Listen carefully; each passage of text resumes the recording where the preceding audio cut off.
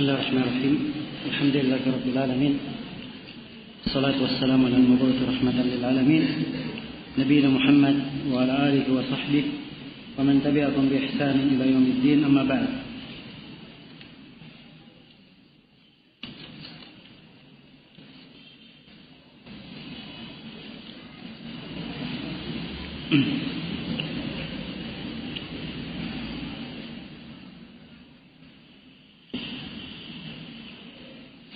Kemudian dalam hadis berikutnya kata Al-Hafidz Ibnu Hajar rahimahullahu taala wa anhu radhiyallahu taala anhuma annahu qala Rasulullah sallallahu alaihi wasallam ayyuma sabiyyin hajja thumma balagha al-hilm fa alayhi an yahujja hajjatan ukhra wa ayyuma abdin hajja thumma u'tiq فعليه حجة أخرى رواه ابن أبي شيبة والبيهقي ورجاله ثقات إلا أنه اختلف في رفعه والمحفوظ أنه موقوف.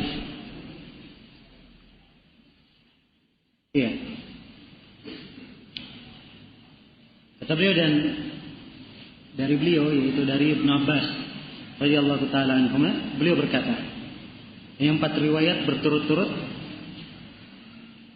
dari Ibnu Abbas radhiyallahu taala anhu, kemudian setelahnya 3 riwayat berturut-turut juga dari Ibnu Abbas.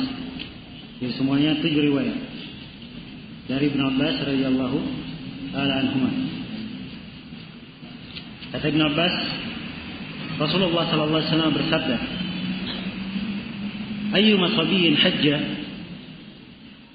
anak kecil siapa saja yang melakukan haji, thumma balagha al-hilm, kemudian dia mencapai usia balik, fa alayhi an yahujja hajjatan ukhra, maka dia wajib untuk haji lagi. Wajib untuk haji lagi.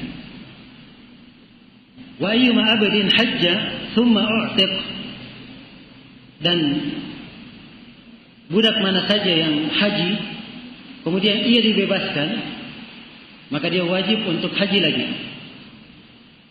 Ya, ini kata penulis diriwayatkan oleh Ibnu Abi Syaibah dan Al-Baihaqi, dan rawi-rawinya semuanya thiqah. Akan tetapi diperselisihkan dalam memarfu'kannya, maksudnya dalam meriwayatkannya secara bersambung dari Nabi sallallahu alaihi wasallam. Kata Al-Hafidz wal mahfuz, dan riwayat yang kuatnya bahwa ini mauquf. Maksudnya kalau mauquf dia dari ucapan Ibnu Abbas, bukan dari hadits Nabi sallallahu alaihi wasallam. Iya. Di sini masih berkaitan dengan masalah pembahasan anak kecil. Sebelum kita lanjutkan hadits ini yang benarnya mauquf seperti yang dikatakan oleh Ibnu Hajar. Ya, dia memang mauquf, sanadnya sahih secara mauquf. Namun datang riwayat yang lain dari Ibnu Abbas ya, secara mauquf dari beliau, tapi ini bukan dihukumi mauquf sebenarnya, bisa bermakna marfu'. Ya. Riwayatnya dikeluarkan oleh Ibnu Abi Syaibah dengan sanad yang sahih dari Ibnu Abbas. Ibnu Abbas radhiyallahu taala anhu berkata, "Ihfadhu anni, la taqulu qala Ibnu Abbas." Ya. Kata Ibnu Abbas, hafallah dari saya, hafal ucapan saya. Dan jangan katakan berkata Ibnu Abbas. Ya, maksudnya ini apa? Ini bahasa lain. Saya sampaikan kalian sebuah ucapan, tapi jangan anggap ini ucapan saya. Ini maksudnya dari siapa? Dari Nabi sallallahu alaihi wasallam. Ayyuma sabiyyin hajja thumma balagh falyahujja hajjatan ukhra. Anak kecil mana saja yang haji kemudian dia balik, maka dia wajib untuk haji lagi. Ya. Baik. Jadi maksud dibawakannya hadits ini oleh Ibnu Hajar ini masih pembahasan berkaitan dengan syarat al-bulugh. Salah satu syarat wajibnya haji, seorang itu harus balik. Telah berlalu bersama kita bahwa kalau anak kecil dibawa untuk melakukan ibadah haji, hajinya syah. Hajinya apa? Syah, dia dapat pahala. Tapi apakah hajinya tersebut telah menggugurkan haji wajibnya, haji Islamnya? Sebab haji yang pertama disebut haji apa? Haji Islam. Itu yang wajib. Ya, haji yang datang setelahnya itu hukumnya apa? Hukumnya sunnah, sebagaimana yang akan diterangkan. Nah, jadi maksud dibawakannya di sini oleh Ibnu Hajar. Dan asar dari Ibnu Abbas tegas menunjukkan apabila anak kecil sudah haji, maka ketika dia balik, kewajiban hajinya belum gugur. Dia wajib untuk apa? Haji lagi. Wajib untuk menunaikan ibadah haji lagi. Iya. Baik. Kapan diketahui anak kecil itu balik? Iya. Anak kecil itu balik diketahui dengan 3 tanda. Tanda yang pertama dia mimpi basah. Tanda yang pertama mimpi basah. Tanda yang kedua, apabila telah mencapai umur 15 tahun. Apabila telah mencapai umur 15 tahun. Ya. Tanda yang ketiga, apabila telah tumbuh rambut di sekitar kemaluannya. Ini 3 tanda balik bagi laki-laki maupun perempuan. Dan untuk perempuan ditambah tanda yang keempat. Tanda yang keempat apabila dia telah haid. Apabila dia telah haid. Ya. Itu yang dimaksud dengan balik. Demikian pula budak. Kalau budak misalnya dia haji kemudian dibebaskan oleh tuannya, maka hendaknya dia haji lagi. Ya. Hendaknya dia haji lagi. Nah, namun para ulama menyebutkan sebuah keadaan. Andai kata seorang misalnya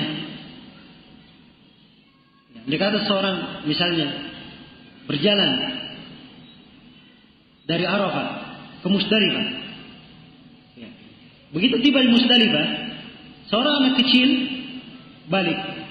Misalnya dia mimpi basah. Seorang budak dibebaskan oleh tuannya. Tadi kita katakan harus apa? Ya, harus haji ulang kan begitu. Ini Arafah. Arafah itu bisa wukuf walaupun malam. Ya. Apakah dia boleh balik ke Arafah, wukuf sebentar kemudian jalan? Ya, jawabannya boleh. Dia balik sebentar ke Arafah wukuf. Ya, setelah itu dia balik lagi ke Musdalifah bermalam, dan itu sudah terhitung hajinya, mencukupi haji Islamnya. Jelas ya?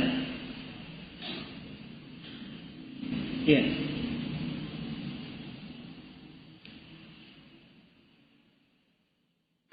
Kemudian kata beliau rahimahullah taala dalam riwayat berikutnya, kata beliau anhu radhiyallahu taala anhu, annahu qala sami'tu Rasulullah sallallahu alaihi wasallam yakhutub. Dari Ibnu Abbas radhiyallahu taala anhu beliau berkata, saya mendengar Rasulullah sallallahu alaihi wasallam berkhutbah. Yaqulu, beliau berkata, la yakhluwanna rajulun bimra'atin illa wa ma'aha du mahram. ولا تسافر المرأة إلا مع ذي محرم. فقام رجل فقال يا رسول الله إن امرأتي خرجت حاجة وإني اكتتبت في غزوة كذا وكذا. قال انطلق فحج مع امرأتك. متفق عليه واللفظ لمسلم. Kata Ibn Abbas yang mendengar Rasulullah SAW khutbah, beliau berkata, jangan sekali-sekali seorang lelaki bersendirian dengan perempuan, kecuali bersama perempuan itu ada mahramnya. Ya. Ini penjelasan tentang haramnya khulwah, haramnya berduaan dengan perempuan di kantor, di tempat kerja. Dia satu ruangan dengan perempuan, hanya berdua saja. Itu disebut khalwat. Dan ini adalah hal yang haram. Hal itu dilarang oleh Nabi sallallahu alaihi wasallam di sini.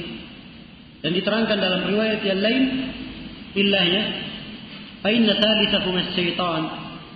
Ya, sebab yang ketiganya adalah syaitan. Yang ketiganya adalah apa? Syaitan. Dan larangan di sini menunjukkan makna pengharaman. Mana pengharaman. Iya. Kemudian kata beliau, wala tusafirul mar'ah illa ma'adhi mahram. Dan tidak boleh seorang perempuan safar kecuali ia bersama mahramnya. Maka seorang lelaki berkata, ya Rasulullah, sesungguhnya istriku keluar melakukan haji dan saya telah ditetapkan untuk berperang di perang ini dan perang ini. Maksudnya, karena ada kewajiban berangkat berperang, akhirnya dia tidak bisa mengantar istrinya. Maka Nabi SAW berkata, intalik, pergilah kamu dan hajilah bersama istrimu. Maksudnya kamu temani istrimu. Muttafaqun alaihi wal lafzu li muslimin. Hadis ini muttafaq alaihi dan lafaznya bagi siapa? Muslim. Iya.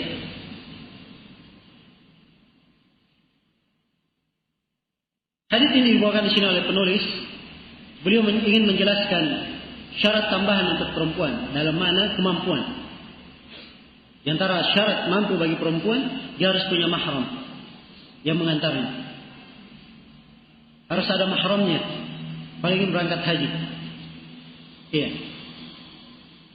Sebab Nabi SAW mengharamkan perempuan safar kecuali disertai dengan apa? Dengan mahramnya. Kalau dia tidak punya mahram, ini artinya dia tidak punya kemampuan. Dia belum punya kemampuan. Jelas sampai sini? Iya. Dan ini hadis peringatan dan pelajaran ya, kepada mereka yang bergampangan ya, di dalam masalah ini. Dan keluarnya perempuan, safarnya perempuan melakukan ibadah haji, ini terdapat beberapa keadaan dirinci oleh ahli fikih. Keadaan yang pertama, dia keluar safar sendiri, ya, keluar safar sendiri dan jalan mengkhawatirkan keadaannya. Jalannya tidak aman. Maka yang seperti ini haram menurut kesepakatan para ulama. Dia keluar melakukan apa? Ibadah haji. Ini yang pertama. Keadaan yang kedua, seorang perempuan keluar sendiri safar, jalannya untuk safar ini adalah jalan yang aman. Maka ini juga adalah hal yang diharamkan menurut kebanyakan para ulama. Ya. Keadaan yang ketiga, seorang perempuan safar, dia disertai dengan para perempuan yang lain atau orang-orang yang terpercaya. Orang-orang yang terpercaya. Iya. Apakah ini boleh atau tidak? Ini sebagiannya ada yang membolehkan. Ya, dari sisi telah datang dalam sebuah riwayat oleh Imam Al-Bukhari secara muallaq. Ya. Dari jalan Ibrahim, meriwayatkan dari ayahnya dari kakeknya, bahwa Umar bin Khattab radhiyallahu taala anhu iya, Umar bin Khattab radhiyallahu taala anhu, beliau mengizinkan istri-istri Nabi sallallahu alaihi wasallam pada akhir haji yang Umar haji di situ, beliau izinkan istri-istri Nabi sallallahu alaihi wasallam mereka pergi haji, mereka diantar disertai oleh Utsman bin Affan dan Abdurrahman bin Auf radhiyallahu taala anhum. Iya. Ini dijadikan dalil oleh sebagian orang yang mengatakan bahwa boleh keluar kalau dengan orang-orang yang dia percayai. Iya. Tapi ini pendapat yang tidak begitu kuat dan keadaan andai kata ini syah apa yang dilakukan oleh Umar, ini adalah keadaan tertentu. Yang pertama yang keluar ini adalah istri-istri Nabi sallallahu alaihi wasallam. Istri-istri Nabi sallallahu alaihi wasallam itu ya, diharamkan untuk menikah setelah Nabi sallallahu alaihi wasallam. Jelas? Ya. Kemudian yang mengantarnya Utsman bin Affan dan siapa? Abdurrahman bin Auf. Iya. Andai kata ini syah, maka ini dikatakan bahwa keadaan khusus tidak mempengaruhi hukum. Tidak mempengaruhi hukum. Ya. Maka hukum tetap dalam hal ini bahwasanya perempuan tidak boleh melakukan safar untuk ibadah haji sekalipun, kecuali ia disertai oleh mahramnya. Kalau ada yang bertanya misalnya, andai kata ada perempuan yang keluar melakukan haji tanpa mahram, apakah hajinya syah? Jawabannya iya, hajinya syah, tapi dia berdosa karena safar tanpa apa? Tanpa mahram.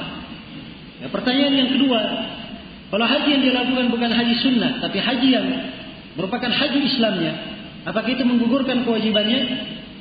Jawabannya iya, itu juga telah menggugurkan kewajibannya, sebab hajinya syah, tapi dia berdosa karena apa? Safar tanpa mahram. Kemudian dari riwayat sahabat ini yang minta izin kepada Nabi, menyampaikan bahwa istrinya akan haji dan ia tercatat untuk melakukan perang.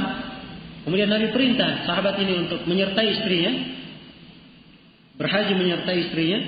Ini dijadikan dalil oleh sebagian para ulama bahwa seorang suami dia wajib menemani istrinya. Wajib menemani apa? Istrinya di dalam melakukan ibadah haji. Iya. Jadi letak silang pendapat di kalangan para ulama, apakah dia wajib, apakah mahramnya wajib menemani perempuan untuk berangkat haji atau tidak? Ini berkaitan dengan masalah wajib tidaknya. Berkaitan dengan masalah wajib tidaknya. Yang dipandang oleh Syekh Ibnu Utsaimin rahimahullah taala bahwa tidak ada pendalilan dari hadis yang menunjukkan wajibnya. Ya. Sebenarnya dia adalah mustahab, disunnahkan. Sebab itu dari bab berbuat baik, berbakti kepada istri, berbuat baik kepada istri. Dari bab berbuat baik kepada istri. Nah, jelaskan di sini? Iya. Kemudian di dalam hadis ini juga menunjukkan bolehnya meninggalkan jihad karena haji. Ya. Meninggalkan jihad karena haji. Sebab haji itu pada keadaan yang disebutkan di sini itu lebih penting daripada jihad. Kemudian kata beliau dalam hadis berikutnya, wa anhu radhiyallahu taala anhu anna Nabiy sallallahu alaihi wasallam sami'a rajulan yaqulu labbaika shubruma. Qala man shubruma? Qala akhun aw qaribun li. Qala hajjta an nafsik? Qala la. Qala hujja an nafsika thumma hujja an shubruma. Rawahu Abu Dawud wa Ibnu Majah wa sahhahahu Ibnu Hibban wal rajih inda Ahmad waqfuhu. Kata beliau dari Ibnu Abbas radhiyallahu taala anhu, sungguhnya Nabi sallallahu alaihi wasallam mendengar seorang lelaki berkata labbaika shubrumah. Ini niat ihram. Apa maksud saya? Ini adalah lafaz ihram yang dia baca, lafaz ihram. Dia berkata labbaika shubrumah. Maksudnya dia haji, menghajikan siapa? Dia berihram mengihramkan siapa? Shubrumah. Maka Nabi sallallahu alaihi wasallam bertanya, siapakah Shubrumah? Qala akhun aw qaribun li. Dia menjawab, saudara atau kerabat saya. Ya, ragu rawinya. Qala hajjta an nafsika? Maka Nabi bertanya kepadanya, apakah kamu telah haji untuk dirimu? Ya. Qala la. Dia berkata belum. Qala, maka Nabi menjawab, Nabi berkata hujja an nafsika thumma hujja an shubrumah. Pertama hajikanlah untuk dirimu, kemudian hajikanlah siapa? Shubrumah. Diriwayatkan oleh Abu Dawud, Ibnu Majah dan disahihkan oleh Ibnu Hibban dengan rajih menurut Imam Ahmad adalah mauquf. Yang memang betul yang rajihnya hadis ini mauquf sebagaimana yang dikatakan oleh Imam Ahmad rahimahullahu taala. Tapi sanadnya secara mauquf dari Ibnu Abbas sanadnya sahih. Sanadnya sahih. Ya.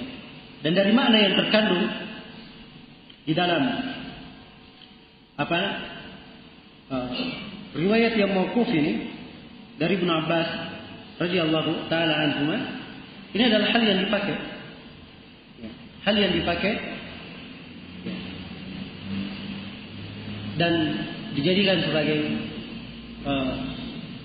pendalilan ya, sebab dari sisi kewajiban seorang hendaknya menunaikan kewajiban dirinya sebelum menunaikan untuk orang lain.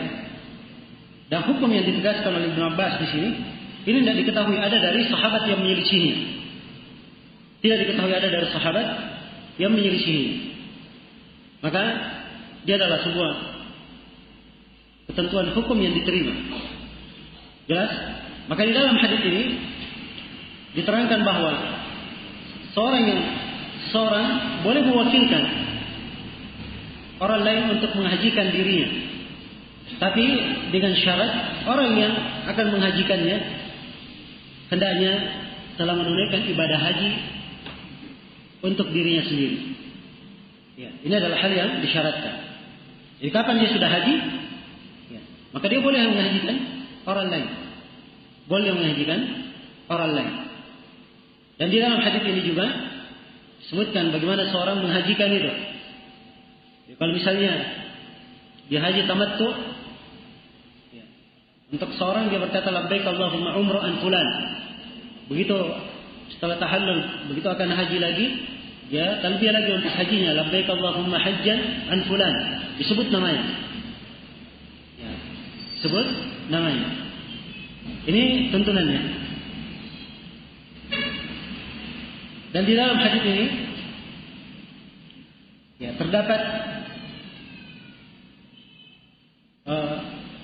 bahwa seorang itu apabila melihat dari orang lain ada perkara yang kelihatannya perlu diperbaiki, dia pertanyakan. Ya. Nabi ketika melihat pada sahabat ini, maka ditanyakan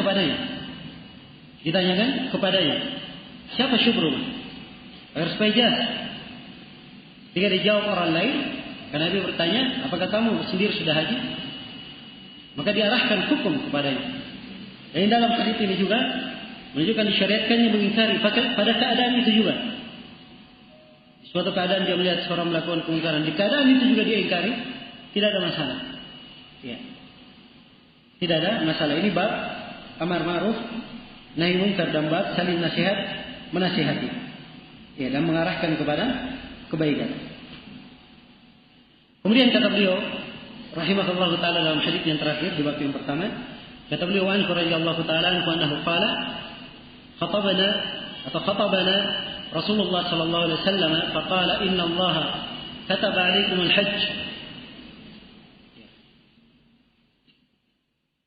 فقام الأقرع بن حابس فقال أفي كل عام يا رسول الله قال لو قلتها لوجبت الحج مرة فما زاد فهو تطوع رواه الخمسة غير الترمذي وأصله في مسلم من حديث أبي هريرة رضي الله تعالى عنه. Dan dari Ibn Abbas radhiyallahu taala anhu juga beliau berkata, Rasulullah sallallahu alaihi wasallam berkhutbah kepada kami.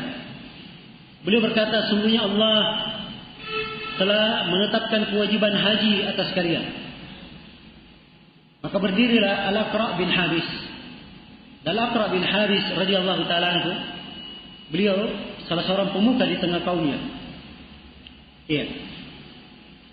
Beliau berkata, "Ya Rasulullah, apakah setiap tahun?" Qala, "Law qultuha la wajabat." Maka Nabi berkata, andai kata saya mengucapkannya maka wajib. Haji itu cuma sekali.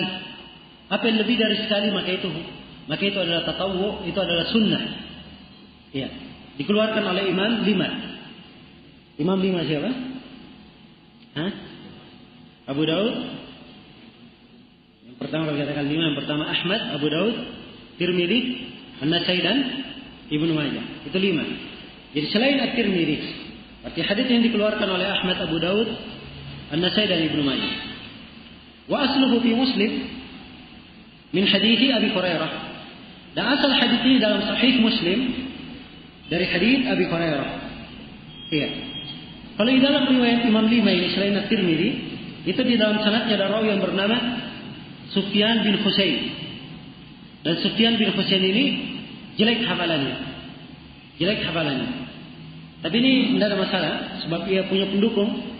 Karena itu Al-Hafidz Ibnu Hajar isyaratkan asalnya di mana? Di Sahih Muslim. Di Sahih Muslim konteksnya begini. Dari Abu Hurairah radhiyallahu taala anhu beliau berkata, "Khatabana Rasulullah sallallahu alaihi wasallam." Rasulullah sallallahu alaihi wasallam khutbah kepada kami. Faqala ayyuhan nas, qad faradallahu alaikum al-hajj fahujju. Wahai sekalian manusia, Allah telah mewajibkan kepada kalian haji, maka berhajilah kalian. Faqala rajul, maka seorang lelaki berkata, dan disebut namanya dalam riwayat Muslim. Akullu ami ya Rasulullah, apakah setiap tahun ya Rasulullah? Fasakata hatta qalaha thalathan. Maka Nabi diam sampai orang itu bertanya 3 kali. Faqala Nabi sallallahu alaihi wasallam, "Law qultu na'am, la wajabat wa la mastata'tum." Andai kata saya katakan iya, maka dia adalah wajib. Dan kalian tidak akan mampu. Kalian tidak akan mampu. Ya, hadis ini dibawakan di sini oleh penulis. Beliau ingin menunjukkan bahwa kewajiban ibadah haji bagi setiap muslim dan muslimah dalam seumurnya hanya berapa? Hanya sekali saja. Ya. Selain daripada itu, hukumnya adalah apa? Hukumnya adalah sunnah. Maka dikiaskan pula dengannya umrah. Umrah juga dalam seumur hanya sekali saja. Ya, kalau haji saja yang lebih wajib daripada umrah hanya sekali dalam seumur, maka demikian pula harusnya apa? Umrah hanya wajib sekali dalam seumur. Ya, yang lainnya dihitung apa? Dihitung sunnah. Nah, jadi ini kandungan dari hadis yang mulia ini. Ya, kandungan dari hadis yang mulia ini. Dan di dalam hadis ini terdapat pendalilan bahwa sunnah Rasulullah SAW itu adalah hukum sumber syariat yang kedua.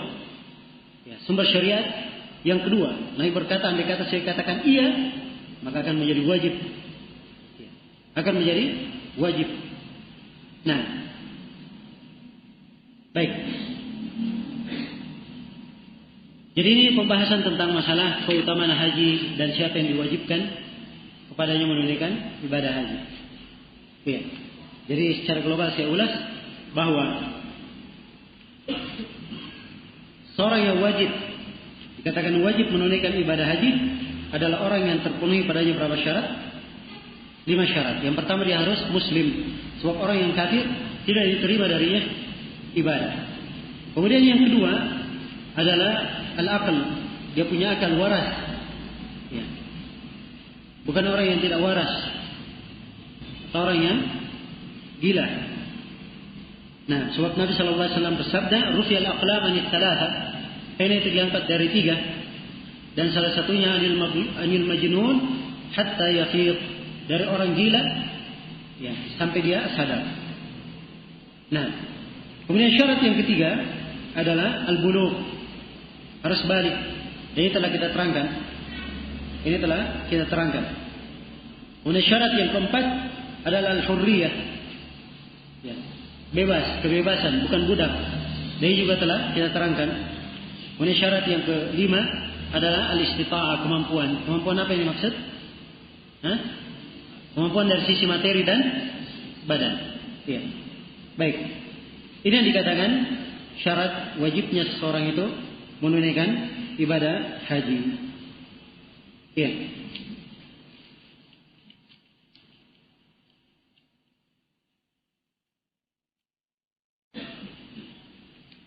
Nah, seorang perempuan misalnya, ya, andai kata dia sedang di masa ihdad misalnya, maka di masa ihdad dia dilarang keluar. Ya, dilarang keluar apabila dia ditinggal mati oleh suaminya, dilarang keluar selama 40 malam. Maka larangan keluar ini selama berapa? Selama 4 bulan. Ya. Maka larangan keluar ini berlaku bagi perempuan yang ihdad. Ya. Apabila misalnya dia sudah tercatat, sebentar lagi keluarganya mau berangkat, suaminya meninggal, dia terbentur dengan ihdad, maka di posisi ini dia secara syar'i dianggap tidak mampu, tidak punya kemampuan. Jelas? Walaupun ada mahramnya yang lain akan mengantarnya. Walaupun ada mahramnya yang lain, dia mengantarnya. Iya. Adapun perempuan yang ditalak,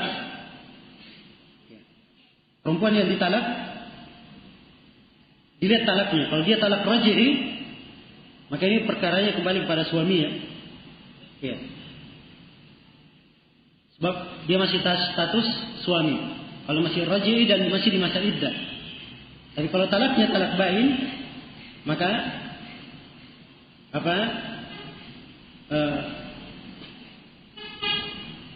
di sini seorang perempuan hendaknya menjaga dirinya di atas iddah, menjaga dirinya di atas iddah.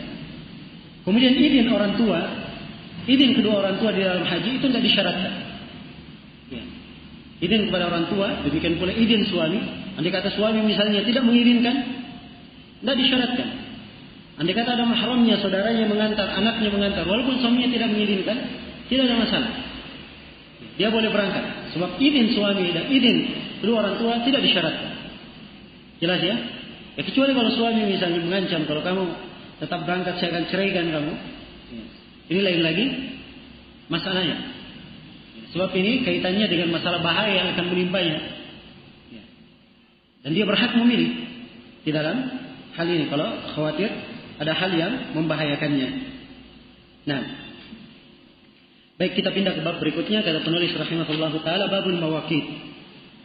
Bab tentang al-mawaqit. Al-mawaqit jama dari miqat. Ya. Jama dari miqat. Miqat itu secara bahasa artinya adalah al-hadd. Artinya adalah batasan. Artinya adalah batasan. Dan secara syar'i atau secara istilah al-mawaqit adalah ma huddida wa wuqita lil ibadah min zamanin aw makan. Adalah apa yang ditahdid, dibataskan, apa dijadikan sebagai pembatasan, atau dijadikan sebagai waktu untuk sebuah ibadah, untuk sebuah ibadah.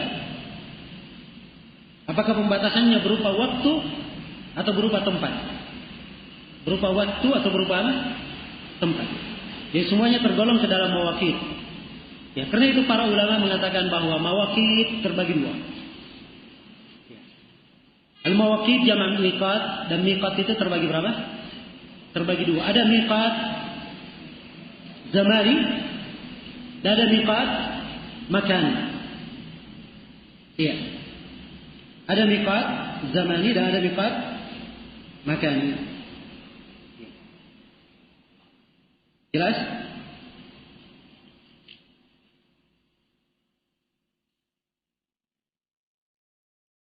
Dan di sini penulis rahimahullahu taala di dalam bab mawaqit ini beliau akan menjelaskan tentang miqat makani. Miqat makani berkaitan dengan tempat-tempat. Kalau miqat batasan waktu itu penjelasan waktu haji dari mana? Dari bulan apa sampai bulan apa? Ya.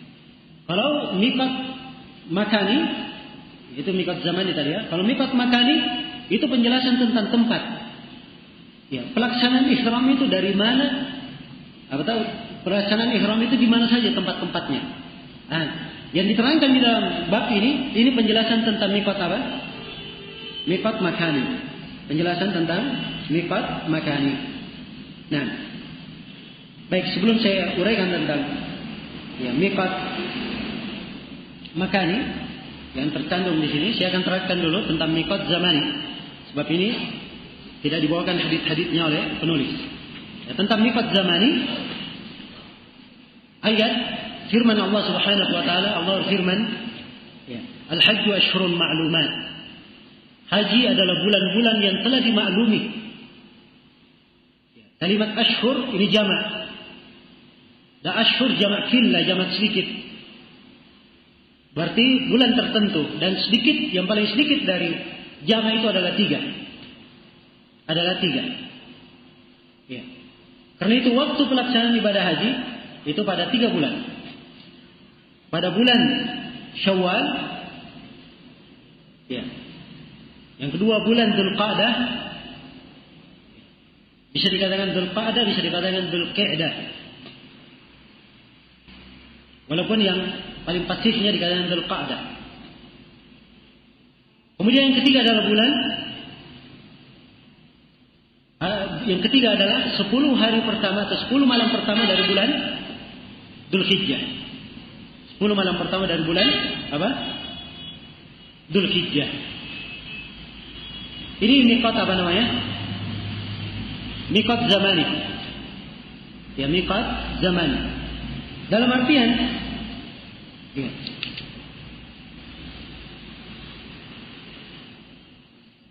andai kata seorang andai kata ada seorang yang akan melakukan ibadah haji, maka dia boleh bermula dari bulan Syawal. Dari bulan Syawal misalnya, dia sudah berangkat ke Mekah, dia umrah, dia haji tamattu, maka dia sudah mulai masuk umrah. Umrah ini untuk hajinya. Dia tahallul nunggu sampai apa? Sampai musim haji datang, tanggal 8 Dzulhijjah datang, baru dia ihram untuk apa? Untuk haji. Jelas ya, walaupun menunggu 2 bulan. Karena batasannya mulai dari apa? Dari Syawal sampai ke 10 malam pertama di Dzulhijjah. Jelas sampai sini? Iya. Ya seperti misalnya dalam waktu dekat ini, jemaah haji kita akan berangkat. Nah ini masih di bulan apa? Bulan Dzulqa'dah. Ya. Mungkin ada yang sampai ke sana masih akan menunggu lagi sekitar 1 bulan. Sehingga ya setelah 1 bulan baru mereka menunaikan apa? Ibadah haji. Maka ini tidak ada masalah. Sebab dia masuk di bulan-bulan apa? Di bulan-bulan haji ini yang disebut miqat zamani. Ya. Ini faedahnya begini. Sekarang ada orang yang umrah di bulan Ramadan. Dia datang ke Mekah. Saya umrah ini niatnya haji. Ini umrah untuk apa? Haji. Syah atau tidak? Jawabannya tidak syah. Jelas? Ya. Maka kalau dia haji, ihram untuk haji, maka dia haji saja, belum apa?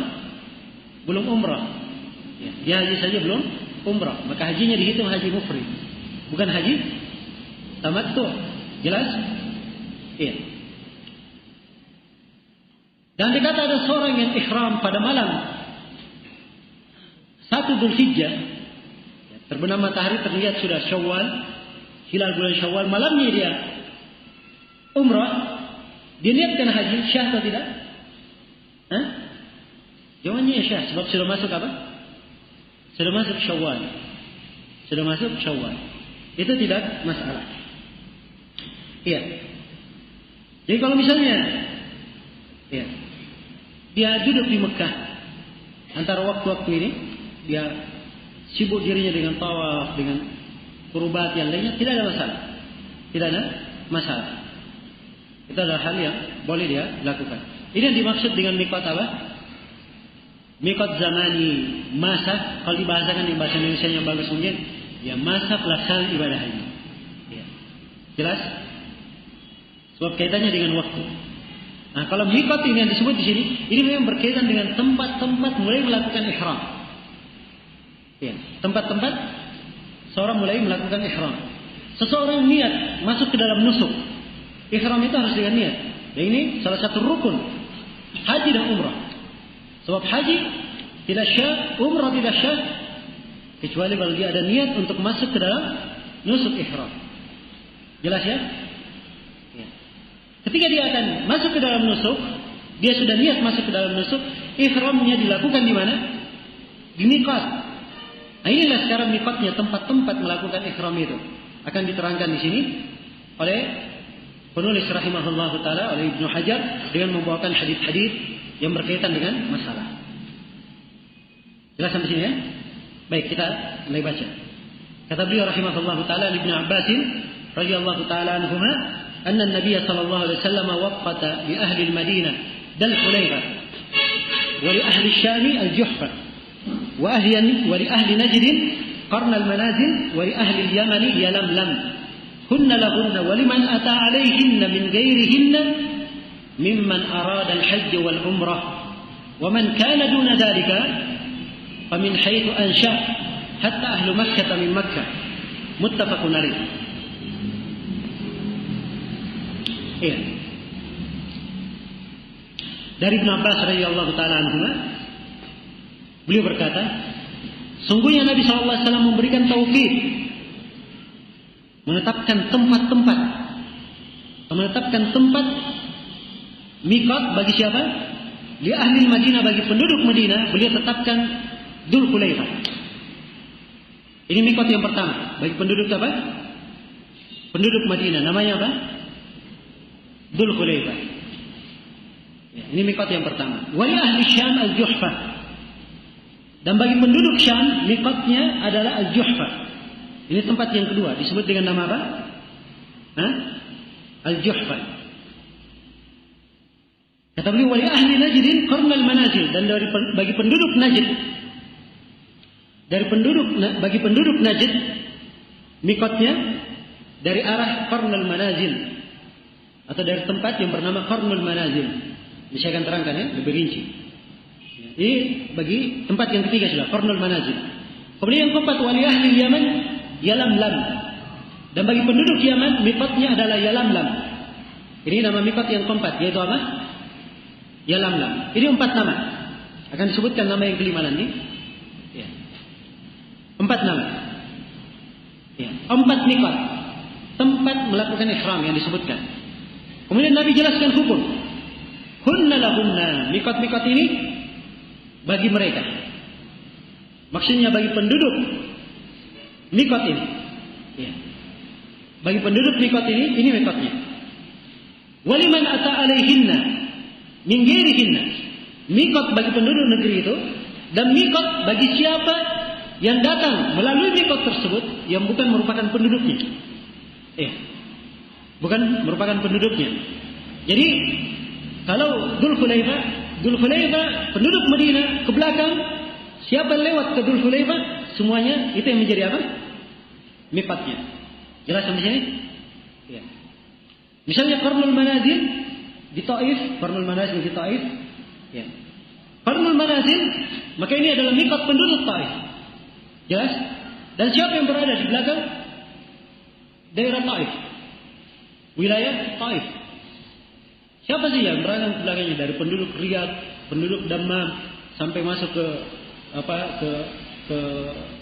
Amman, masuk ke Bahrain, semuanya tercatat di dalamnya. Ya. Jelas ya? Demikian pula misalnya Yalamlam. Yalamlam adalah mikot, sekarang dikenal dengan nama As-Sa'diyah. Ya. Maka ini mikot bagi penduduk Yalamlam, dan siapa yang masuk dari arah itu? Sebab ini ke arah selatan. Maka penduduk Sami atau penduduk Jizan dan tempat Syekh Ahmad An-Najmi, penduduk Yaman semuanya lewat situ. Ya. Bahkan Indonesia juga lewatnya dari situ, dari atas sudah. Dari Yalamlam. Jelas ya? Sebab kita dari arah Ka'bah, kita di arah selatan Ka'bah. Di arah selatan. Jelas? Baik. Jadi ini makna mikot ini bagi penduduknya dan siapa yang mendatanginya. Ya. Mendatangi mikot tersebut dari selain penduduknya. Tapi syaratkan mimman aradal hajj wal umrah, dari orang yang ingin apa? Haji dan umrah. Jadi kalau dia datang bukan untuk haji dan umrah, datang untuk berdagang, misalnya, datang untuk sebuah keperluan, ya, maka tidak harus dia apa? Dia ihram. Sebab ini bagi siapa yang ingin apa? Haji dan umrah. Kemudian kata Nabi menjelaskan hukum dia. Wa man kana duna dzalika fa min haitsu ansha. Siapa yang kurang daripada itu? Ya, maksudnya kurang daripada dari mikot, dia lebih dekat ke Mekah. Dia sudah mengarah kemana? Sudah melewati mikot, sudah mendekati Mekah. Ini artinya dia kurang dari mikot. Ya, kalau dia kurang dari mikot, min haitsu ansha, maka dari tempatnya masing-masing. Misalnya penduduk Jeddah sekarang. Jeddah sudah keluar dari apa? Mikot. Walaupun ada sebagian yang mengatakan sejajar dengan mikot ini, tapi dia sudah di luar. Masuk setelah Jeddah sedikit. Di wilayah misalnya orang yang tinggal di Tan'im sudah keluar dari Mekah, bukan tanah haram. Jelas? Ya, bukan tanah haram. Walaupun masuk dalam wilayah provinsi Mekah untuk pemerintahan Saudi. Ya. Tapi dia sudah bukan tanah haram. Demikian pula yang tinggal di Ja'ranah, dia ihramnya dari tempatnya masing-masing. Ihram untuk apa ini? Untuk haji. Sampai penduduk Mekah, kalau ihram untuk haji dari mana? Dari tempatnya, di rumahnya. Seorang punya rumah di Mekah, ya. Anggap dia punya rumah misalnya di Jalan Aziziyah, jalan yang sangat terkenal di Mekah. Ya. Dia punya rumah di sana, maka dari rumahnya di Aziziyah dia mikot. Dia pakai pakaian ihram, sudah. Dia ihram. Kemudian baca hilalnya, labbaik Allahumma hajjan, jalan, selesai. Jelas sampai sini? Hadis ini kata penulis rahimahullahu taala muttafaqun alaih, dikeluarkan oleh Al-Bukhari dan Muslim. Baik, penekanan dari hadis ini sejumlah perkara. Yang pertama, penjelasan tentang miqat. Penjelasan tentang apa? Miqat. Miqat makani, tempat-tempat melakukan ihram. Memulai melakukan ihram. Iya. Yang pertama adalah Dzul Hulaifah. Ini bagi penduduk Madinah ke belakang. Kenapa dinamakan Dzul Hulaifah? Dia dulu lembah. Dzul Hulaifah ini lembah. Di situ ada sejenis pohon disebut dengan nama Hulaifah. Makanya disebutlah lembah ini dengan nama Dzul Hulaifah. Jelas? Dan sekarang Dzul Hulaifah ini disebut dengan nama, dikenal dengan nama Bir Ali. Ya. Bir Ali, orang Indonesia bilang Sumur Ali. Jelas? Ya. Atau Abyar Ali dalam bahasa Arabnya. Sudah masyhur di lisan manusia dengan nama itu.